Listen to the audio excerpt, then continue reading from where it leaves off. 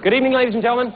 I'm here tonight, as all of us are, to pay tribute to an American icon, an actor, a filmmaker, and truly one of my personal heroes, Mr. Clint Eastwood.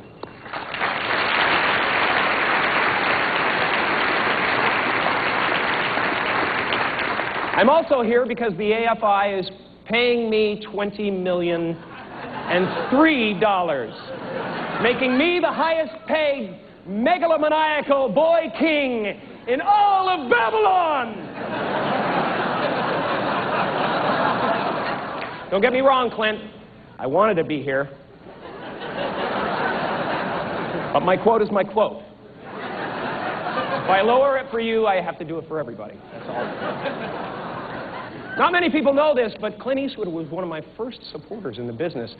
At the time, I was a struggling actor, and I was cast to play the part of a crazed, drug-fiend rock star named Johnny Squares in the Dirty Harry film, The Deadpool.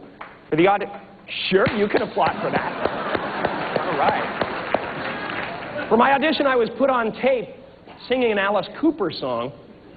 I went completely nuts, tearing up the office, doing contortions, spitting into the camera. Afterwards, I wondered if I had gone too far. In those days, I still worried about that sort of thing. But when I finally met Clint, he just said to me,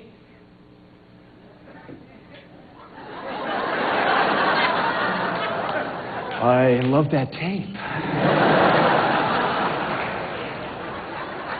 And I show it to all my friends."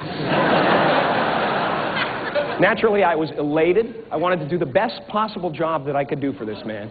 You know, the first day of shooting, I showed up with all these wild ideas. I said, I have a ton of ideas that I want to try out, Mr. Eastwood, if you don't mind. You know, I was expecting a little bit of resistance.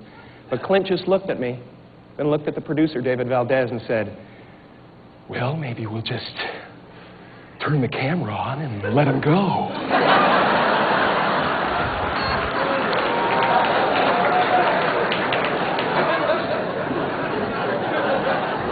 I improvised for about 2 hours after that.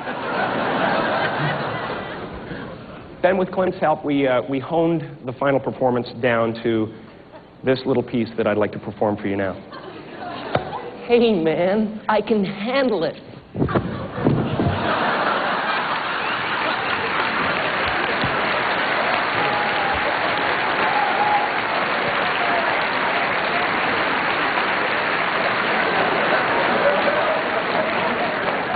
I was a tad over-prepared that day.